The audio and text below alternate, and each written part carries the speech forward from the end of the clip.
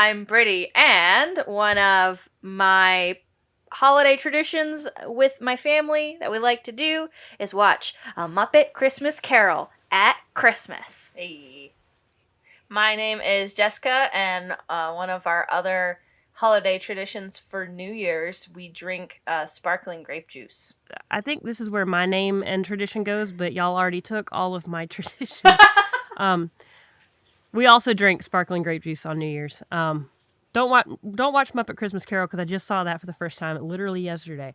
Anyway, excuse me. My name is Daniel, and my favorite personal holiday tradition. Have either of you ever heard of a Jesse tree? No. Okay. It's a kind of obscure Christian Christmas tradition. You have a felt banner of a tree, and then throughout the season of Advent, you go through like the entire Bible leading up to Jesus, and you put little felt, it's like a felt board. You put little felt ornaments on the tree every day. And my family made ours when we were very small. So it has all of our little notes in it from when we were kids, and, you know, the felt's ancient and they're all falling apart now, but it's, you know, still one of my favorite things to do, and I still have it. It's hanging in my kitchen right now. Aw. I love that. You gotta send us a picture. I want to see. I will send a picture when I catch up to the day and put all the little critters on it. Okay. Sounds good. Because it starts the day after Thanksgiving, and it's now December 5th, and I've done days of it, so I still like it. That's the important part. Anyway, We're going to make a bad Hallmark movie. Woo! we are. I'm so excited. Welcome to the... 7 days of Coltsmas. This year is 7. It's only 7. We're making the new rules of what the real holiday is. Yes. And it's only 7. It is become its own thing rather than just a copycat of something else. Right. Yes. And so I think that that's important to really lay down the law. The true meaning of Coltsmas is originality. So The originality you found along the way. Which hopefully by this point you have heard a bunch of original new takes on holiday classics, holiday Hallmark classics. Mm-hmm. We say Hallmark, we mean Hallmark, Lifetime, Netflix, all of those cheesy, great holiday movies that are made on a shoestring budget that just really get you going and are fun to make fun of. It's you're there for the feel good and not for the wow, this is a cinematic masterpiece. Yeah. Never. Yep. I mean, we're talking sharp American cheddar, unless this is like A Prince for Christmas, in which case it's sharp German cheddar or whatever. Right, exactly. Cheese. It's a cheesy. Mamma mia. Mamma mia. I don't know if we have this in the thing to say, but if I remember correctly, today is the last day of Coltsmas. Yes. You have made it to day 7. My gosh, You've done it. Congratulations. How was your Coltsmas so far? I mean, you still have to get through all of today. So, Yeah. like, there's still some more, so don't get too sad. It's not completely over yet. Yeah, right. But now is the day to finally celebrate all of the things. Just a combination. I think the whole thing. like this, if you were going to pick a day to binge a bunch of Christmas or even holiday movies, today would be the day. Today is, it's feel a like, good day. You know, just binge Best it. day. Or binge all of our Coltsmas podcast episodes. And also watch at least one real movie. If you haven't yet, you have to now. You have to watch. We've already talked about this. We have talked about this. Daniel doesn't know of the rules. I don't remember the rules. Okay. It's been a long week. Daniel It doesn't has know been a anything, long so week. please. So on the first day, we established our new, like, what the traditions of Coltsmas are. Yeah. And one of the things that we decided is that at some point during the week of Coltsmas, you have to watch a holiday Hallmark Lifetime Netflix type movie. At least one. At least one. But you can watch multiple if you want to, but you have to watch at least one. And also, you have to put out 7 horses. Yes. Horse figurines. Yes. One for each day. So today would be the day that you would put out the 7th one. Yeah. And I believe we also said we were putting out popcorn. Yes. I don't know if that popcorn's been sitting out all week or not, or if we're putting new fresh popcorn every night. I think that depends on how into it you get. Because if, we were saying how you were going to take a different style of horse figurine for your set. Yes. I'm gonna get like a lovely hand carved wooden horse figurine matching set. So if I am the person that is doing that to that level, then of course I'm doing new popcorn every day. But if you're not, if you're doing a My Little Pony and a Polly Pocket and a Barbie horse, then your popcorn might be a little stale. I've been adding different flavors of popcorn to the bowl every day, so it's just this mix of gross. Not everybody observes Orthodox Coltsmas, okay? Some of us are Protestant, and it's okay. Orthodox Coltsmas. Yes. That's a sentence I don't think I ever expected to hear. That's why you bring me on this podcast. You say crap like Orthodox Coltsmas. Orthodox exactly Coltsmas. what I wanted you there. Oh, gosh. I don't even want to think about the implications. That's kind of what you were saying, though, when we were talking about this in the beginning, just not with that specific adjective. Yeah. Because you were saying is like everybody's going to celebrate it like a little bit differently, but what are the main like staples of what you have to do that make it Coltsmas and not just some other random holiday? Yeah. And I feel like that's it. It's like Orthodox, fancy Coltsmas is the matching set of horses that are hand carved and beautiful, and a new fresh bowl of popcorn every night. And I don't know what I would even want to call mine. Non-denominational. Non-denominational Coltsmas.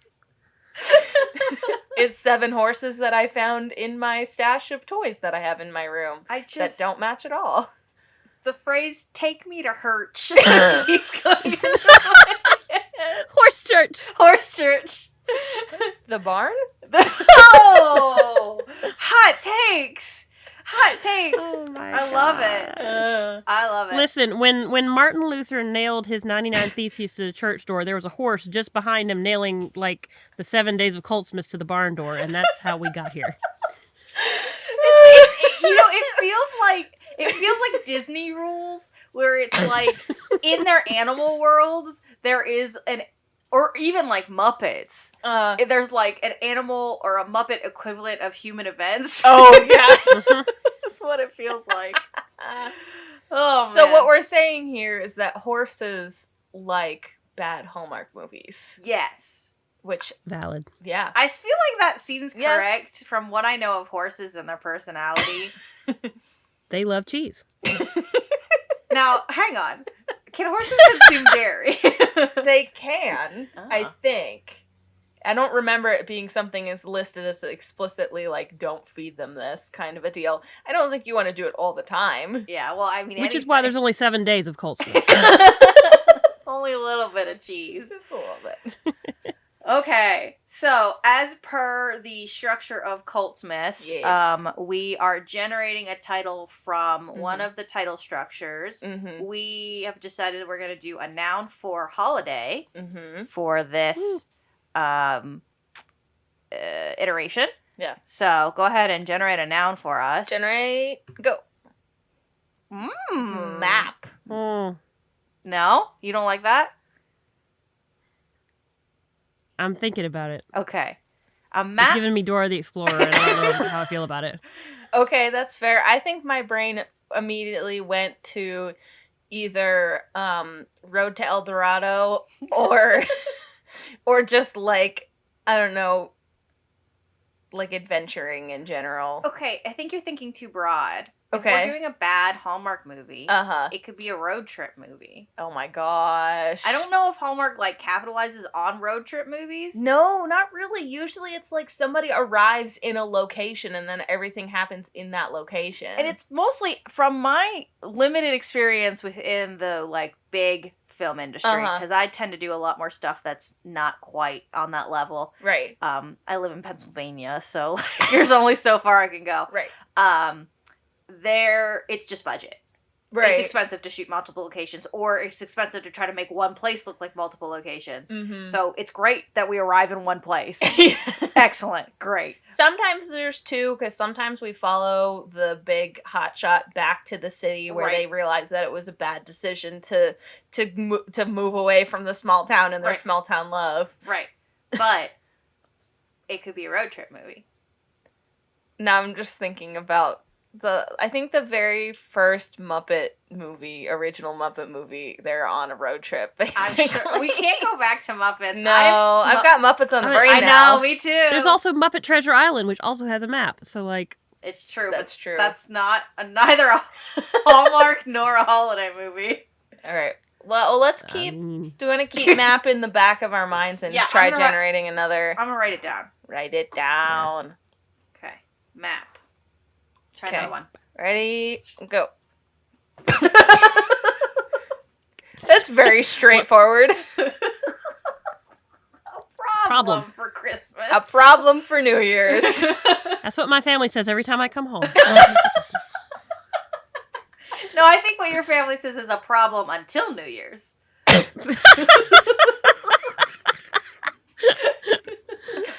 Oh my god! I love your family so much. This is not a dig on them. This is a dig on being an adult child. I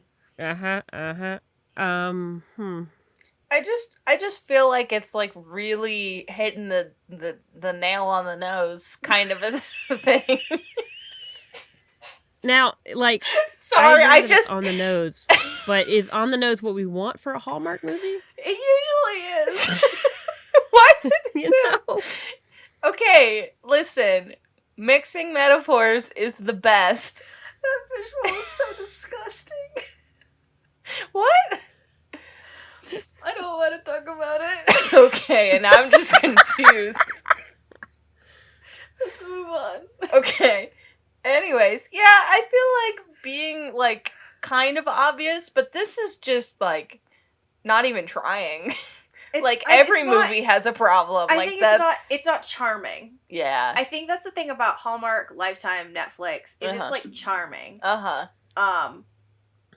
Like... I think if we weren't doing a noun for holiday, like, if we could had, like, the Christmas problem. Oh. Like, that could be cute, but that's not what we're doing. So I don't think this is our noun necessarily. I mean, we don't have to stay tied to the structure, because I think the last, when we did for the first day, I don't think that we actually stayed with what the structure was. We kind of adapted it a little bit because it sounded a little bit better, and we had already made a whole movie by then. We're really trying to go with, like, what the story dictates. Mm-hmm.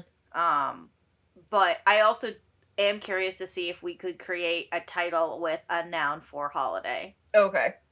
All right.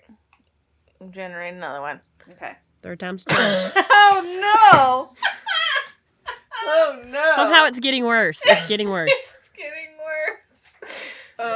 Surgery. This is not a Hallmark movie. Okay, I'm gonna... Surgery. This is Grey's Anatomy makes a Christmas special.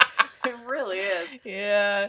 I'm gonna generate 3 nouns at the same time to see if that gives us some more multiple options. Okay. We have a few moments later. Painting, highway, information. Painting's not bad, and highway, if we want to go kind of back to map, we could use highway. Yeah, I feel like we're going back to the road trip movie. Yeah. I mean, yeah. I'm here for a road trip movie. Information for Christmas is so dry. Just like...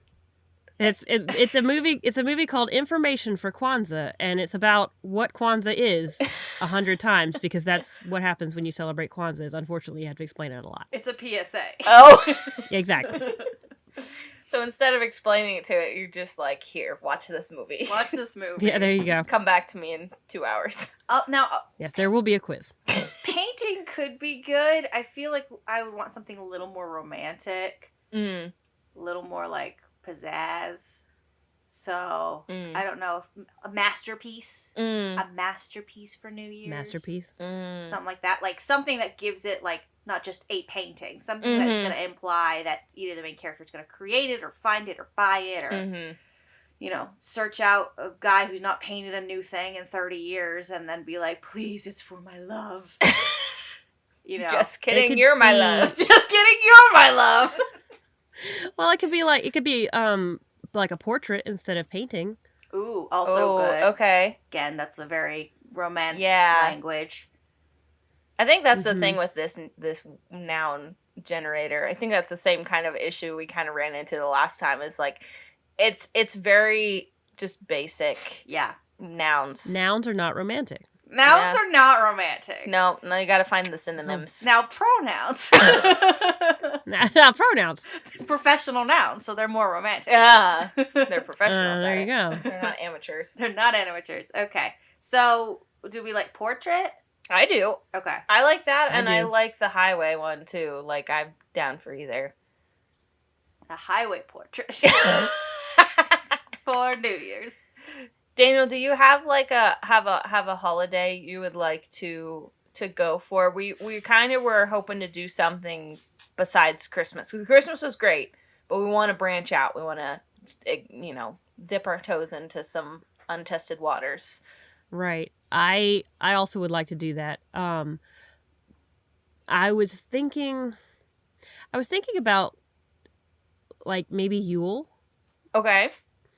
Because I say this because the only other holidays that I am familiar with in this time period are either proprietary or part of a culture that I don't necessarily want to speak about when I'm not a part of. Right. Being Kwanzaa and Hanukkah, and I don't know anything about either of those. Well, I do know about those, but I don't want to be like, let me, a white person, tell you how to celebrate Kwanzaa. Right. So Yuletide feels safer because Yule is something that I feel I would, if I was going to celebrate anything else, it would be Yule. Okay. That's fair. Also want to put out Saturnalia, there, which is not a Hallmark holiday. So also want to put out there that we are counting New Year's as one of our holidays. So we can totally do Yule. You're going to have to explain to me because I know practically nothing about it, but I'm open to learning new things always. But New Year's is also an option.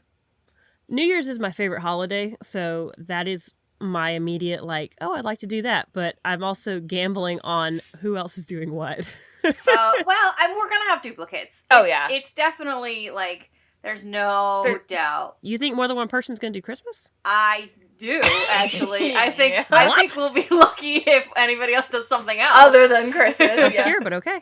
Let's do this. Let's do New Year's since we are the last day of Coltsmas, so we are the closest to New Year's. Yeah. That's what I was thinking. I like it. Yeah. Okay. Okay. So are we road tripping or are we finding an artist? Are we road tripping to find an artist? I feel like that's trip for New Year's. a movie I already have started. Road tripping in order to find an artist? Kind of. The like a physical artist or just like an artist? No, well, so the I'm gonna try not to spoil it because first of all, I've been writing this movie for 5 years. I probably know what you're talking about. But they're actually going to. I know what it is. Yeah, but they're going to try to deliver a musician to give her big break. So in the idea of it, the destination is New York City, Broadway. Right. They're trying to find kind of success there. So it's not exactly they kind of are going for a specific artist, but not really. But it's not physical, painting, drawing artist. It's like art, an artist. Yeah, arts as in the arts. But anyways, so I could just rip from my own content. It'd be a little bit different. We're good. I like the idea. I'm trying to think. I feel like the typical vibe of New Year's, right? Is there's a lot of people. They're all celebrating. The big thing is the New Year's kiss, the ball drop. Everybody drinks champagne and then throws glitter everywhere. Celebrating in the coming new year. Yeet. Add some glitter. Well, actually, I don't know if it's glitter. It's more of confetti. Okay. Confetti, glitter. Now I'm going to start throwing glitter at people. Happy New Year. Happy New Year. Have some sparkles. But so sand. it's very pocket sand. It's very energetic. Yes. And to me, the idea of finding a portrait artist, no matter if it's a road trip or just in your town, is very calm. Yeah. And mysterious. depending on the portrait artist of how chaotic they are, because I know a lot of chaotic portrait artists, but I'm thinking of Well. like a grizzled woman who's been painting for 40 years, tucked away in a little hovel, kind of deal. That's what I think of when I think of like an artiste, right? That paints portraits, which isn't necessarily who the portrait artist has to be, because I am currently friends with a lot of portrait artists or artists at large who are my age. Right. Yeah. So now, is this older lady who paints all these portraits, is she perhaps magical in some way? That's always the question. Yeah. Not necessarily magical, but magical in the kind of charming way of Christmas movies where it might be magic and it might be just the joy of the season. But, do her paintings reveal something about your true love, perhaps? Well, here's the question. Is the joy of the season...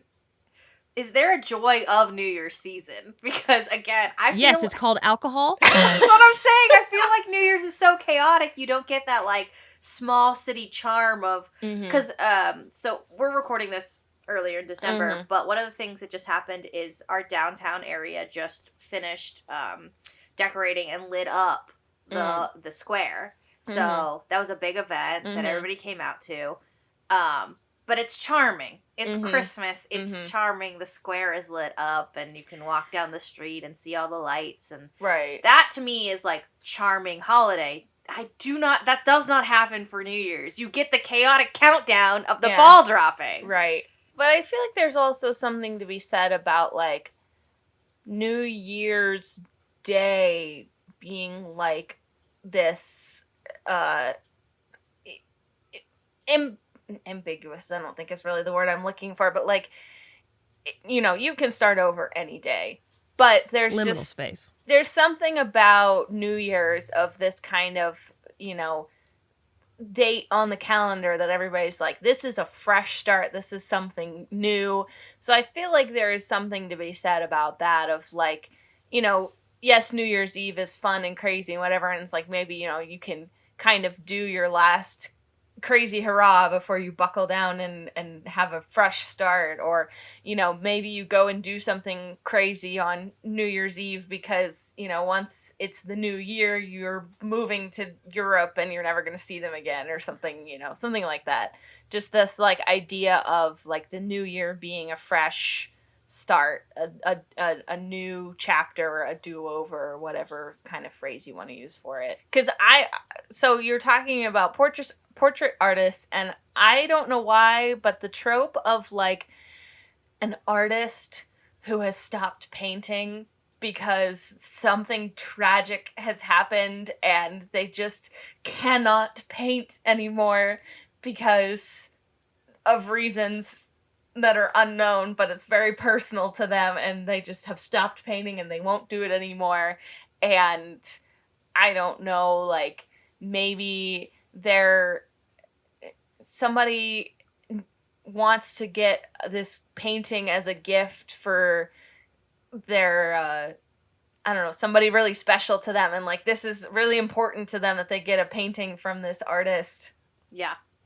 And so they have to, like, track them down and convince them to start over. Okay, so what if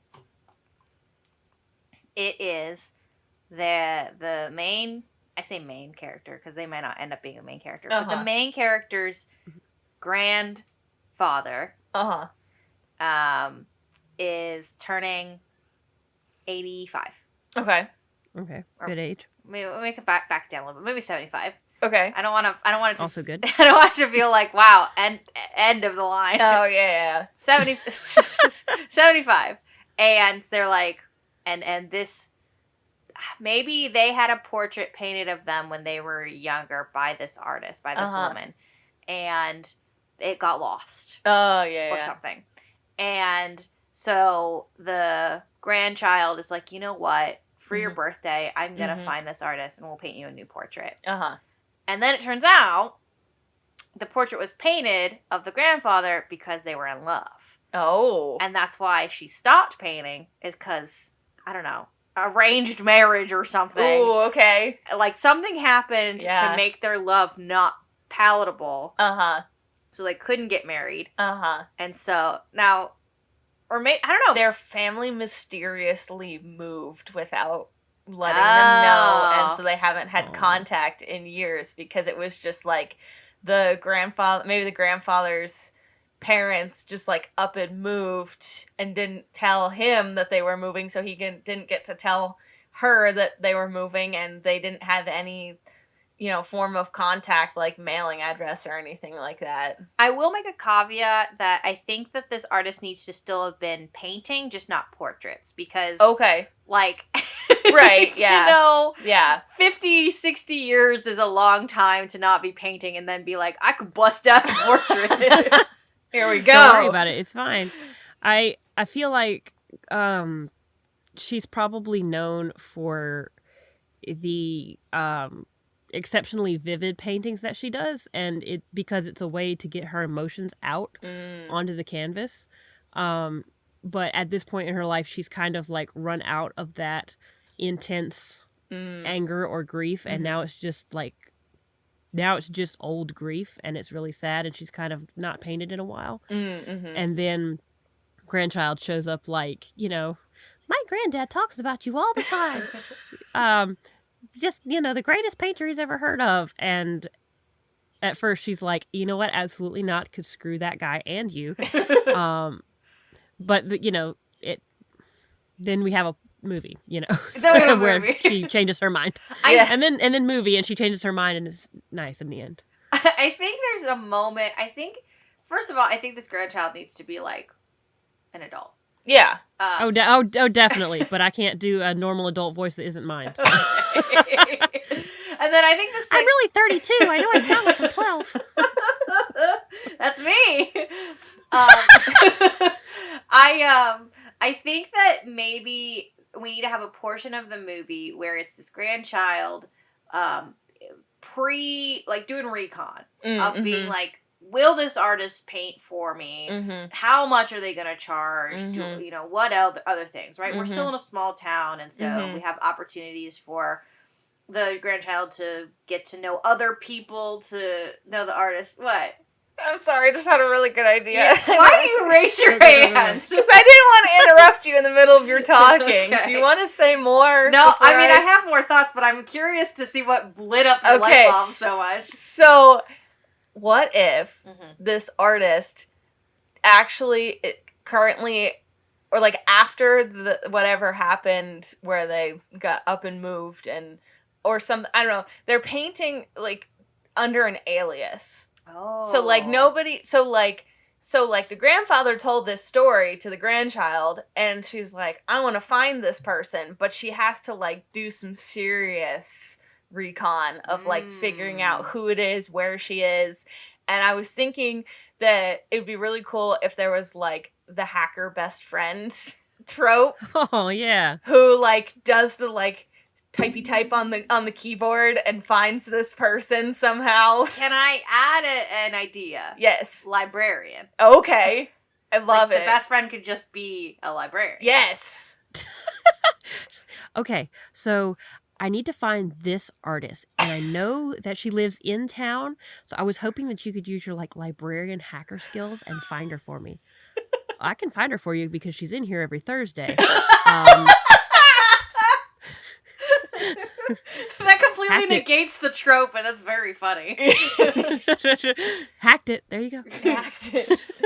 I love that. The only thing I was thinking is like if it needed to be like, I had a thought of like it could also be a road trip movie of like trying to piece the clues together and follow the trail of this woman who maybe has like moved to different places, and so we've tracked her to the first place that she moved to, and then when you get there she find out that she's not there, but this person knows that she moved to this next town, and then you like maybe do like 2 or 3.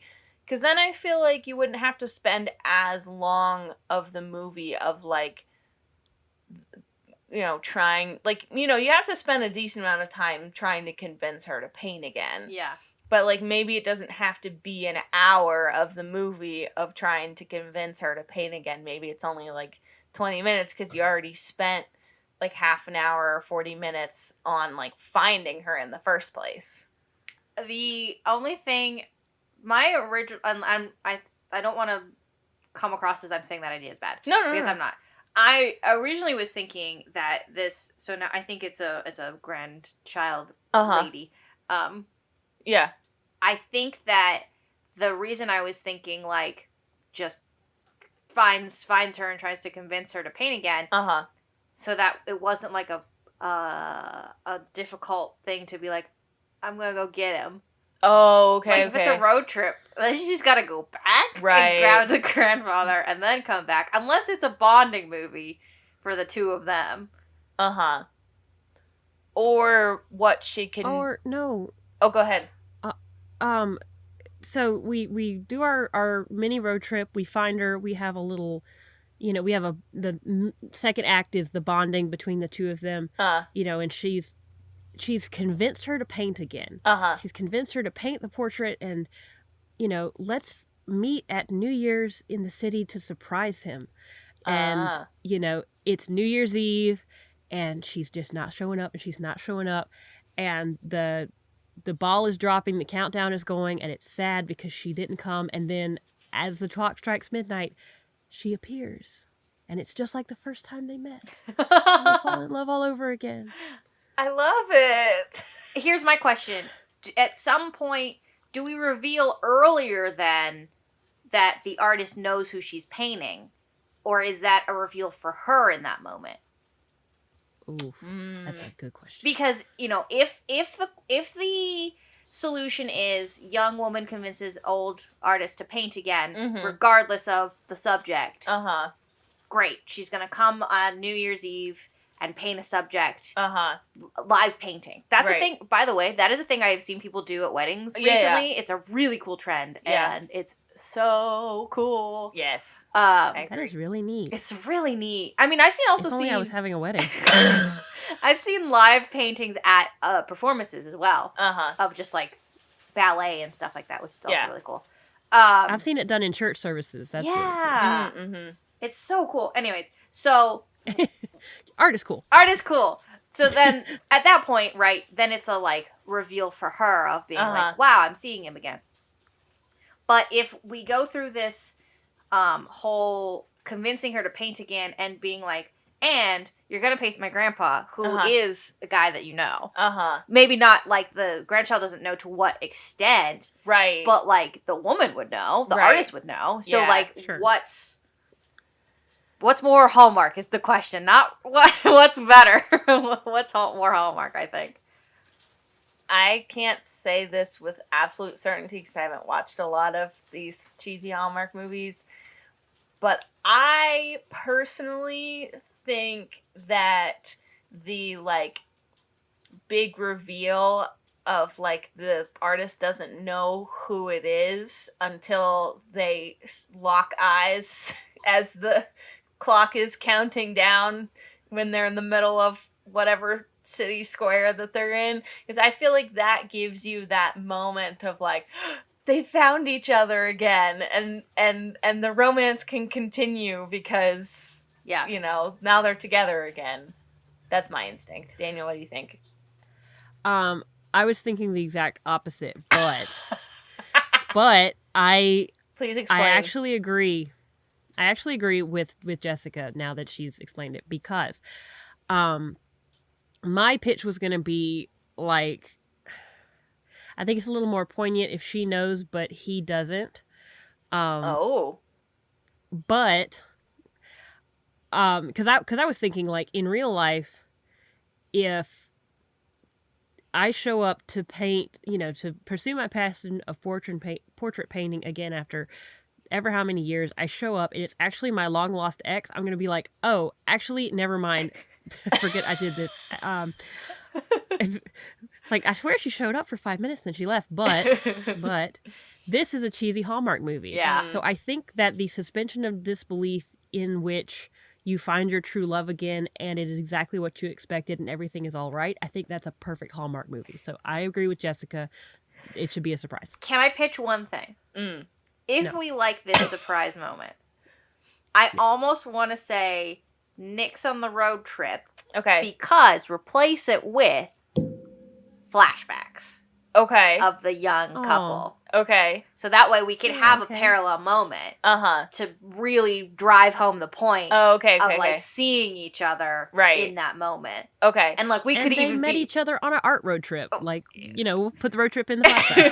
They could. Well, I was thinking New Year's Eve. I think we could like really drive home the point of being like, oh, for sure, absolutely, pounded in the first time they met. There's no subtlety in this movie. Yep. It's a Hallmark movie. Of course not. Of course not. I think that neither of them should know. Yeah. That it's the other person. Like, I think that the granddaughter's like, hey, Grandpa, there's somebody that I want you to meet on New Year's Eve. Will you please come to the ball drop in the square with me? And he's like, all right, sure, fine. I don't really have anything else to do. Yeah.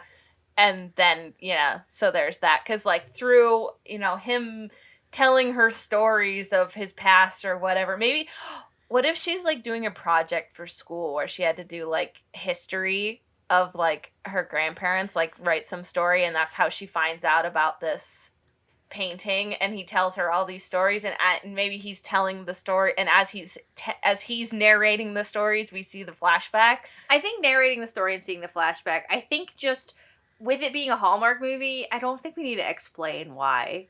Okay. We can do like one moment of like, Grandpa, this picture frame is empty. What used to be in here? Oh, yeah. Like something really simple. That's very good. Yeah. Because that's Hallmark. They'll start you exposition like right off the bat. Yeah. We're going to explain it all in 20 seconds. Here we go. Yeah. And we could even, like, age the granddaughter up and watch him tell her these stories throughout her life. Okay. Just kind of in a brief montage sort of thing from the very beginning. Yeah. Yeah. Not to spend a whole bunch of time with her as a little kid, but, like, to emphasize this is something that he's thought about for decades. Yeah. Yeah, no, I definitely... That. Forget what I said. That's better. Forget what I said. But, like, I think that it would just be really... I think that I really find it really sweet when it's, like, somebody wants to do something really nice for somebody else, and so it's, like, this element of surprise of, like, I'm gonna find this person that you haven't had contact with in years, or, find this toy that you used to have that you can't find anywhere, like any of that kind of stuff. So, like, I think that I forgot that in my head I was originally imagining the granddaughter as like 25, and then I was like, project for school, what am I doing? I mean, like, grad school is a thing. Okay, fair. But yeah, I did something very similar when I was in seminary for my family systems theory project. So, like, okay, but we don't have to get that deep into right. No, but that's cool that I was not wrong. No, it's not out of the realm of possibility. I just think that, like, giving it too much explanation is like, we don't care. We just want to see them fall in love again. Right. Yeah. But yeah, I think the idea of neither of them knowing and then having that moment, that eye contact moment where everything goes into slow-mo and you go on his face for like 10 seconds and then her face for 10 seconds and then back to his face for 10 more seconds. Not even 10 seconds. Sometimes it's like 30 seconds. Sometimes they draw this out for too long. I'm sorry, I'm ranting now. It's true, they do.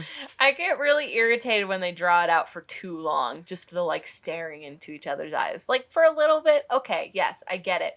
But when it's like a minute and a half of them staring at each other with some sort of background music that relates to what's going on, I'm like, can we skip this? Can we get farther into what's going on? Like, I want to see them interacting. Let's go. Not to turn this into a movie podcast, but there's something to be said for... I feel like you've said that before. Brittany's little movie corner. Movie corner. There's a conversation to be had about attention span in pacing. Yeah. Because I think that if you take a look at, like, I don't know, Golden Age of Hollywood style movies, you would hate it because that's what they do. Mm-hmm. Because I do. I know you do.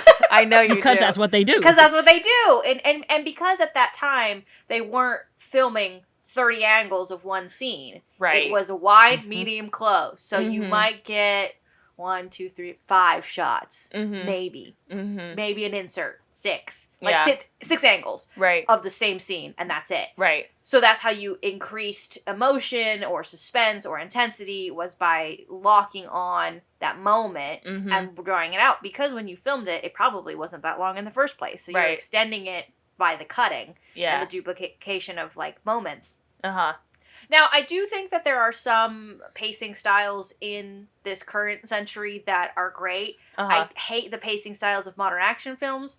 And I say this from like an admirer of stunt performers. You don't get to see stunt performers do their job in the way that the pacing is, because we're cut. And it's like they spent hours and hours training and physical labor of their body for them to do the full shot without any cuts. Yeah. And you're cutting it all away. Yeah. So, and the other thing I think is Hallmark kind of falls into the same category as Golden Age of Hollywood, is they're doing it on a shoestring budget. They don't have the amount of time or budget to say, we're going to shoot extensive coverage of this scene. Right. So we have a wide, medium, and close. We've got to cut it together to tell this story. And you're running off of some like film theory of, if you insinuate things through editing and music, the audience builds the story in their head. Yeah. So you're having that drawn out moment. Now, a minute is probably too long. Yeah. But using that as an example, right? Yeah. Like, it gives the audience a moment to absorb what just happened and then be like, wow, they're probably flashing back right now. Right. And I think that the obvious solution to keep your interest and Daniel's interest is to put the flashback there. Right. Instead of just having them stare into each other's eyes. Right. But I just wanted a film corner just for a second. Well, I want to comment on your film corner just a little bit, just to clarify.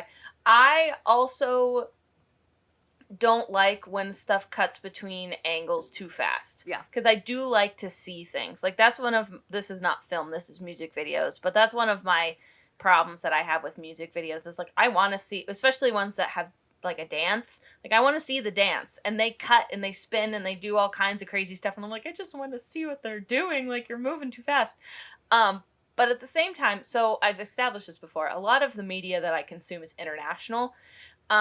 So a pretty common thing in some of the Asian content, Eastern Asian content that I consume, is when they drag out the staring into each other's eyes for like a minute and a half. Yeah. And like, that's more what I'm railing against. Like, I don't know if I've really watched old Hollywood stuff, so I don't know if I can comment on whether or not that would be a problem for me. It's the like minute and a half of them just staring at each other and nothing is happening other than them staring at each other. And I'm like, come on, let's go. Like, there's more to be had here. So that was more of, but yes, no, I agree. Well, there's your road trip, inner road trip for the whole minute that they stare at each other. It's just a flashback. Inner journey. An inner journey, yes. Yeah, we don't get to see it. It's just oh there. my God, that's so romantic. Okay, I have a pitch for the title. Okay. I think it should be A Portrait on New Year's. Oh, okay. Or New Year's Eve. Okay, I like it. Depending on how we feel about Eve or not Eve. Because it could be like the portrait begins after the ball drops. So, like, technically it's on New Year's. I don't know. I like A Portrait on New Year's. Okay. And I feel like sometimes you can imply that it's New Year's Eve. Because sometimes people don't even say, like, we love to shorten things. So they don't even say the full, it's like, what are you doing for New Year's? And usually they mean New Year's Eve, not New Year's Day. Because everyone's hungover on New Year's Day. Well, I like saying New Year's because it, you jump to New Year's Eve, which is when the, romantic part happens, but also, the epilogue of the film can be, beginning the portrait on New Year's Day, which goes back to that like new beginning thing that you were talking about earlier. So that kind of all loops in together, and it's very cute, and the credits roll and all that fun stuff. Yeah. Credits roll over top of them being all cute and adorable together. I was thinking Yes. Oh yeah. I was thinking we could have credits on the right and like paintings on the left, and it's like paintings of like different moments. Oh my god. That's so sweet. That would be amazing. Yeah. And I think the painting style we could decide. Honestly, again, I like to pretend that all of these are movies that I'm actually going to direct one day. So if I was directing this, it would just really depend on who we're casting, because I really want to cast an actor who can paint. Yes. So if we cast an actor who can paint, it's really just going to be their style. Right. Yeah, seriously. She's surprised. She's an abstract artist. Now that's a comedy movie. Well, that's like, we could literally keep the whole thing, but only make the painting abstract, and it would turn immediately into a comedy movie. Yeah. Well, like I said, she's known for her like particularly vivid and vibrant emotional canvases, and all of them are abstract. And I just kind of assumed that when I said, "Can you paint a portrait of my granddad?" you'd go back to traditional portrait painting. But this set of squiggles is good too, I guess. Really captures his inner essence. Something. Yeah. I just think like how I don't want to derail this podcast too much further, but like literally our movie we've created is so perfect. And then the thought of like the portrait being cubism or like freaking Picasso style, which is just like so funny to me. We'll pitch both ideas at the same time, and the execs can pick which one. Right, they like better. See which studio picks it up. Perfect. Yes. Or there's on the DVD. There's a director's cut, which is cubism. Just insert new portraits. It's like Clue. Which ending will you get? The cubism one, or the realism, or the surrealism, or the Oh my god! It just depends on what network picks this movie up. If we get Hallmark, we do realism. If we get Comedy Central, I guess we're doing cubism. Okay, I do want to I don't have a ton of strong opinions about painting in general, but I do think that the style should be like the end style. Maybe not like what she's painting in the interim between portraits. But I think it would be really cool if it was in the style of the artist who did the Obama's official White House portraits. Oh yeah. Because it's very I don't know if I've seen that. They're very realistic. I don't know if they're acrylic or oil. I want to say they're acrylic, so they're a little bit, they're not as refined of like if you think of like presidential oil paintings, it's not quite that level. And then the backgrounds are patterned. Oh, okay. It's very colorful and dynamic and vibrant. It's I like that. So that was like what came into my head of like you can do a lot of things with that style, so it could be unique, or we could go very traditional and be like it's an oil painter or just a traditional portrait artist, kind of in a realism style. Like there's a lot of things, but if I had to pick a style, that would be like what I would put in the pitch package. Being like, this is what the artist can do. Yeah. Nice. I have a small detail that is not important at all, but I want to throw it in there. Yes. I think that, so we were talking about, like, she doesn't paint portraits, portrait art anymore. But, like, what if in all of her artwork, if she ever paints people, they're just, like, silhouettes. Like, it's all black. Like, she just doesn't paint people, like, at all. And, like, that's one of the, like, markers of that this is an art piece by her, because there's either no people or they're just like black silhouettes. Yeah, I like that. I also have. Can I also throw in one detail? Absolutely. Detail round. Woo. Yeah, rapid fire detail round. Because the issue with this perfect beautiful movie that we've made is that this is Coltsmas and there are no horses, so I propose that where we find this reclusive retired artist is on her horse farm. Okay, thank you so much. You've saved the movie. I feel like I have failed my role in this podcast. We got so excited about this perfect movie. Honestly, when you were talking about what she paints, I thought you were going to say she only paints horses, and I was like, well, took my thing. But nope, you got it. I like your thing better, and she lives on a horse farm, and I love it. Yes, okay. I think that's how we can show that she is successful, too. Oh, yeah. Like, not that, like, she lost her ability to paint and provide for herself. Uh-huh. She just lost her ability to paint people. Like, really capture a soul because she's so heartbroken. But she is capable of being a well-known artist. And I think that might be a great conflict for the granddaughter of being like, can I afford her? But it's for my grandpa! Yeah.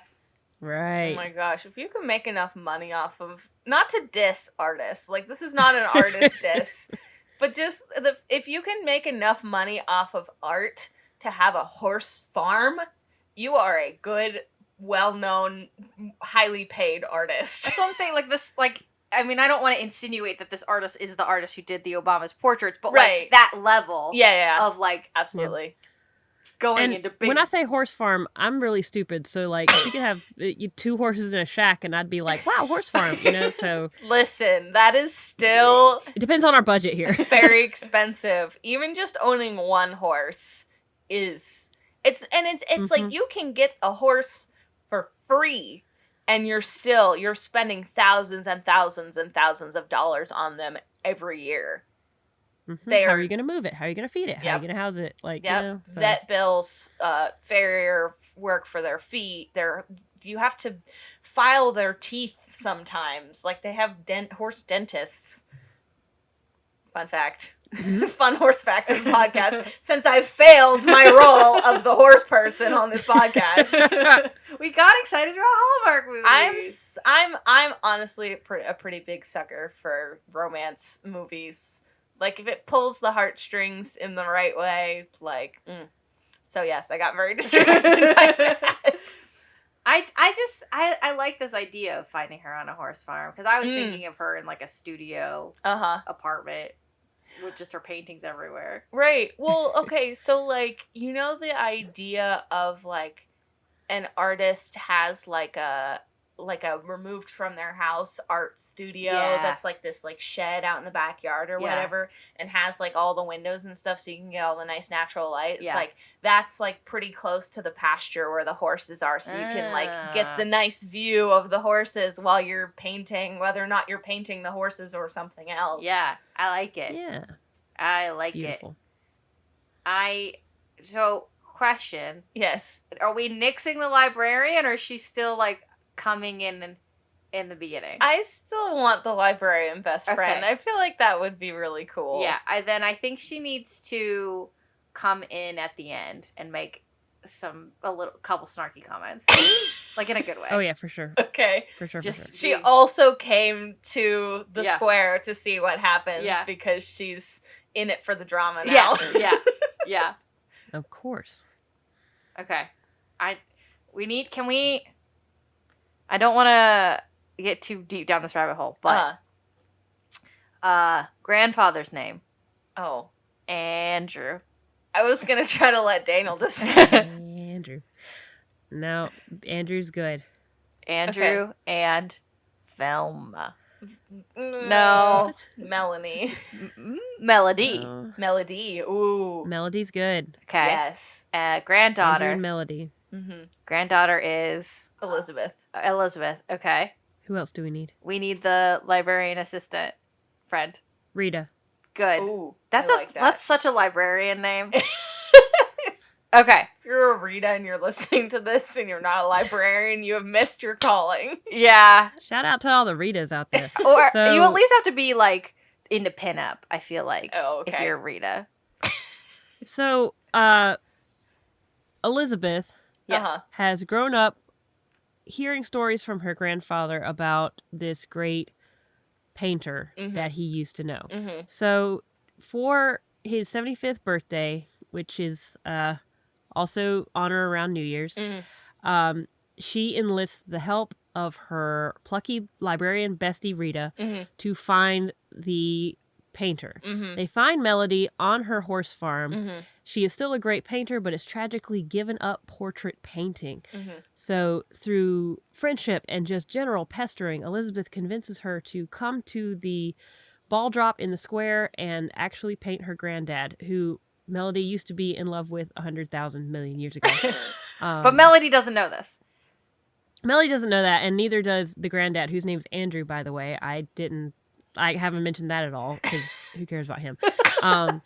So, Elizabeth goes home. She and Andrew and Rita go to the big ball drop in the square. They have a lovely time, but Melody doesn't show, and it's so sad. And Elizabeth's disappointed. Andrew doesn't know. He doesn't care because he doesn't know. He's just like, oh, I'm sorry that you're upset and not having a good time. And she's like, yeah, well, it happens. And then as the clock approaches midnight and the countdown is happening, who should appear but Melody? And she looks at Andrew, and Andrew looks at her, and their eyes meet, and they realize, oh, that's the person I've come to see, and it's my long-lost love, and suddenly I've discovered my passion for painting again, and they live happily ever after on their horse farm. The end. The end. And the only thing and that's a portrait of New Year's. Portrait of New Year's, and there's also flashbacks. Oh, yes. Oh, the flashbacks, excuse me. Yes, there's flashbacks, and we get to see what happened. I don't think we went over what happened, but something happened. Family moved away. I think was the decision we came to. Which yes, all right, they moved away. I'm second guessing that because I feel like unless Melody was this child prodigy of a portrait painter, you could push it to 16 or 17. I feel like. Okay. Sure, definitely. Is that still old enough that she would have a reputation as a good portrait painter? And then, well, it doesn't matter if she has a reputation as a good portrait painter. He is gassing her up for 70 years. She went viral on TikTok in the 30s. I'm just thinking if he talks about this great artist that he knows, in a realistic world, she doesn't grow up to be an artist. But he still is when I was young, I knew this great artist, right? But, through the power of storytelling, right, she has grown up to become a great artist. Yeah, coincidentally and et cetera. Okay. So that's a portrait for New Year's. Portrait on New Year's. Portrait on New Year's. Dang it. Do we like on or for? A portrait on New Year's is the thing that you said. It is the thing I said, but we can change. I mean, there's no... we're in charge here. Now I'm debating. I like them both for different reasons. I feel like on gives us a little more, hope for the movie. But it could also spoil the movie, depending on how you feel about it.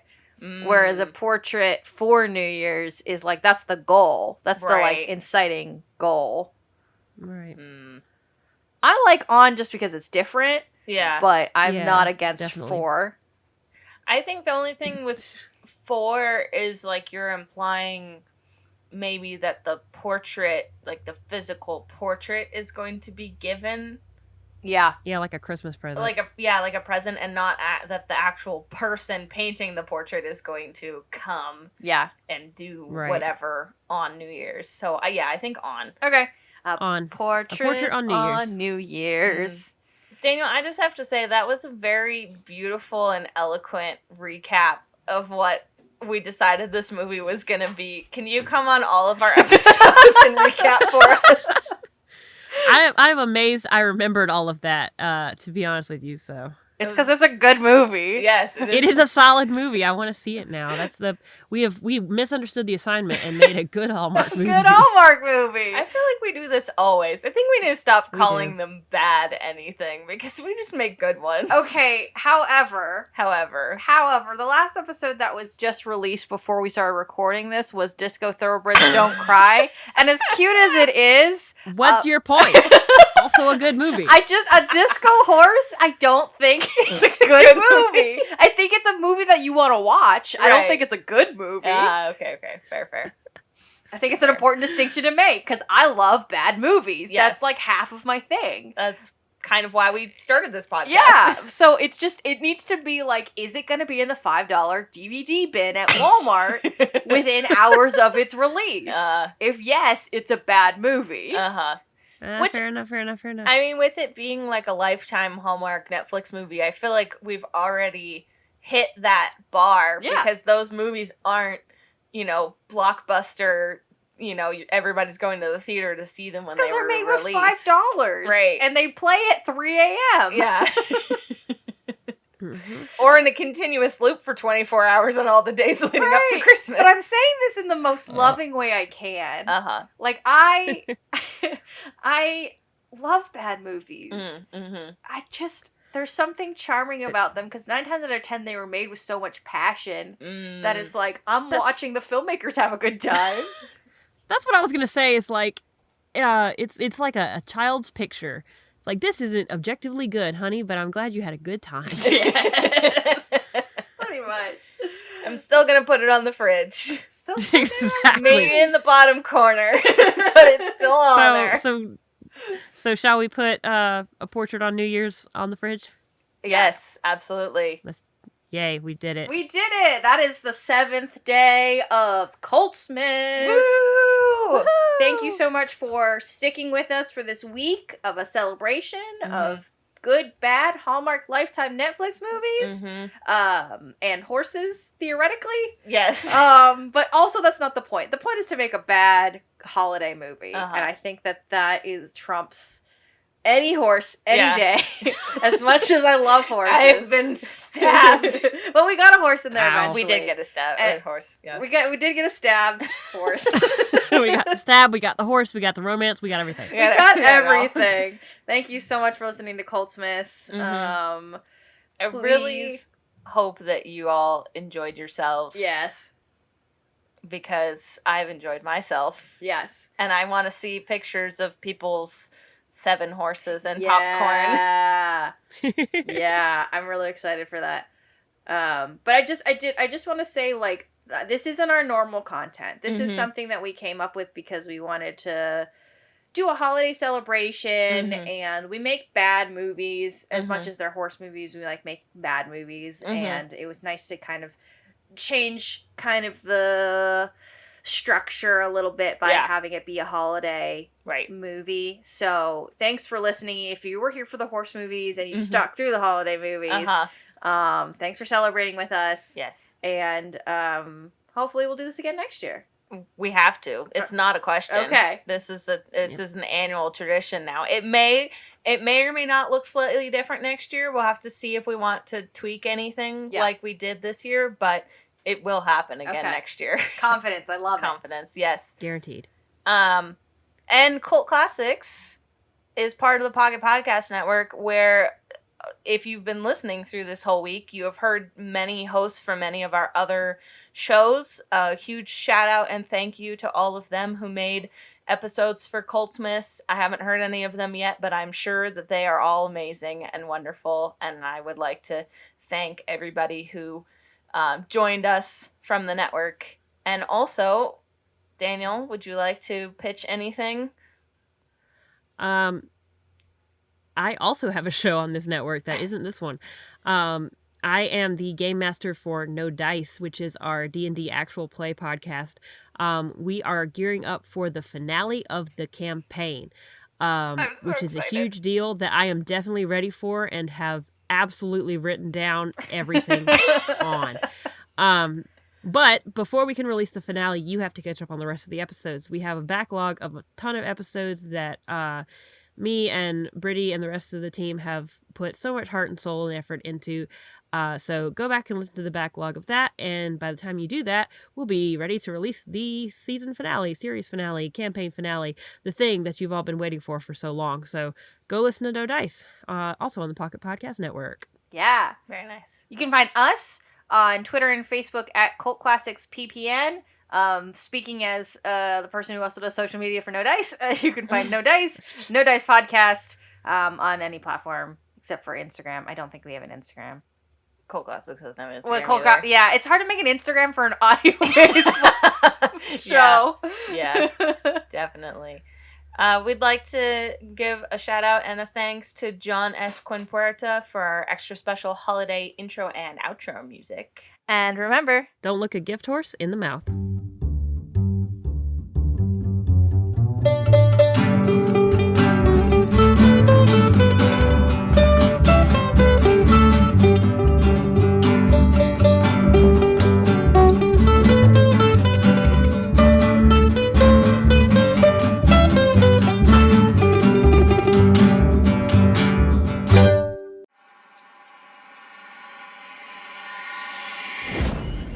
Pocket Podcast Network. Quality programming right to your pocket.